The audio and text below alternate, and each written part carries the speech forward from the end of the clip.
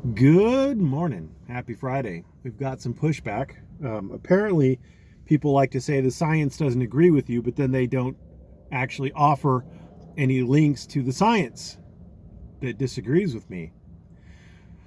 I have, however, responded to one person who says the science disagrees with me. I was talking about the efficiency of masks, and it is a study that's recently been released by the CDC. It's part of their through October 2020 quarter.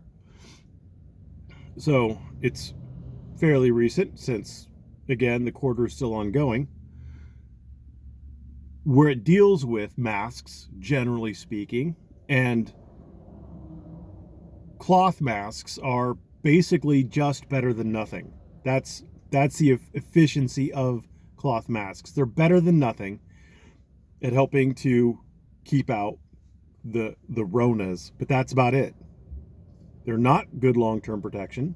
They're not going to prevent you from getting it if you are repeatedly exposed to it, which is why that same study strongly recommends that medical personnel wear medical masks. And if you're actually dealing with people who are known to be infected with the Ronas, then that study recommends you use respirators, because medical masks aren't going to keep it out in the long term.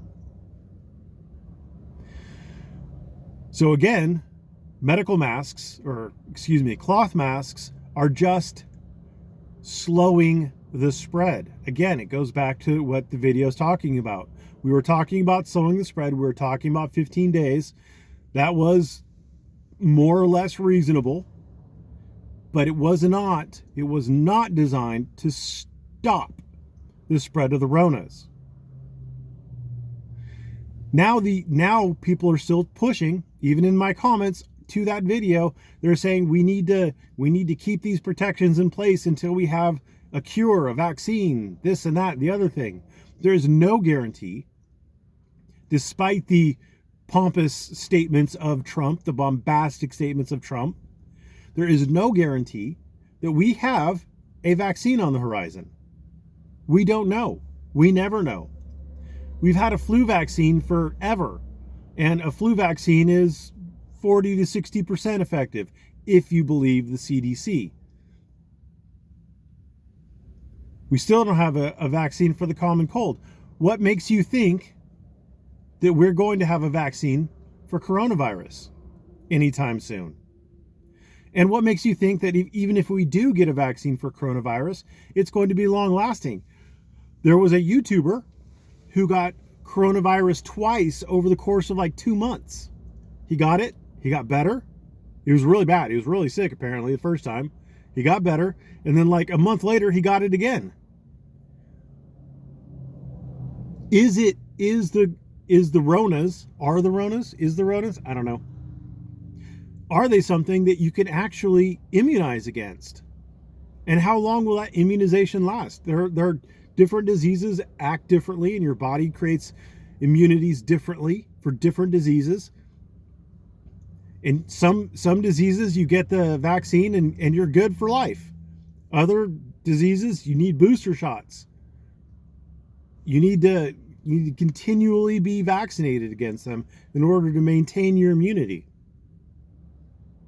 Which way is it going to be with the Ronas? We don't know. We don't know. It's all speculation. Science doesn't care what you think, right? It's all speculation at this point. The question you have to ask yourself as a society is, do you rip the Band-Aid off, or do you allow this to persist? Sweden ripped the Band-Aid off. They're doing really well. They're done. They're over it.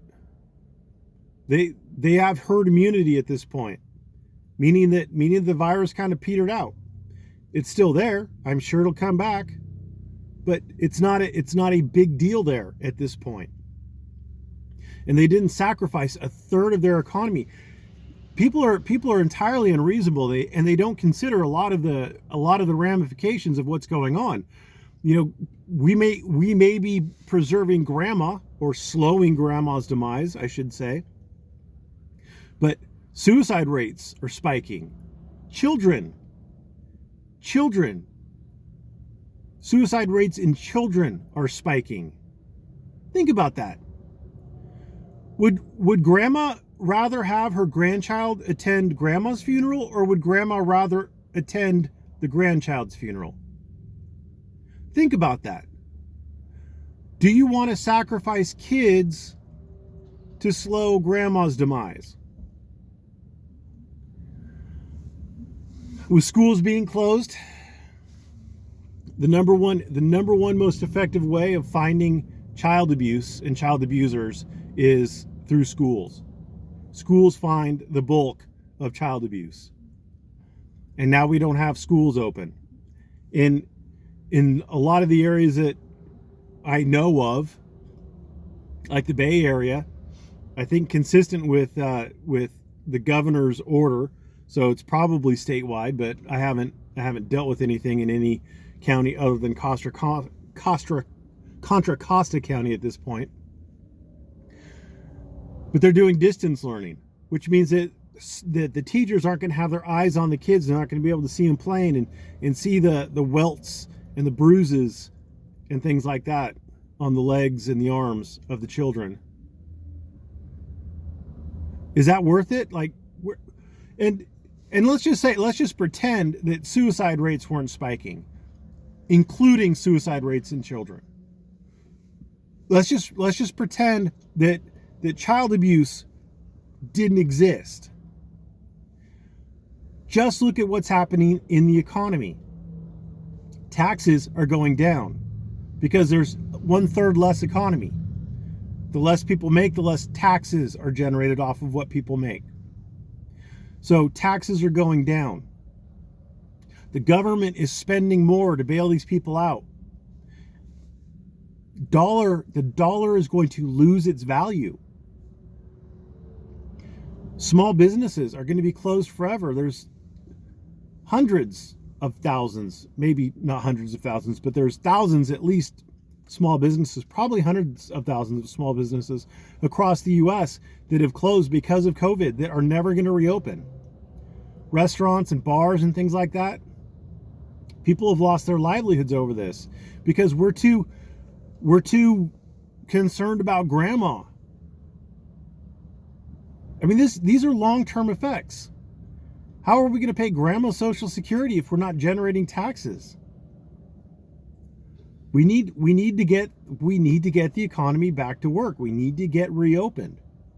It's not something that, nobody wants to see anybody die, but you have to weigh these options out. And it's not just John wears a mask or grandma dies.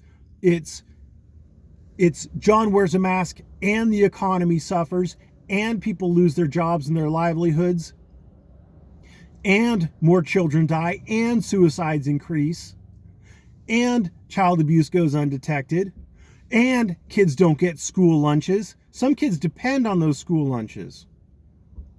There's a reason why school lunches exist. Some people are too poor to give their kids 3 meals a day.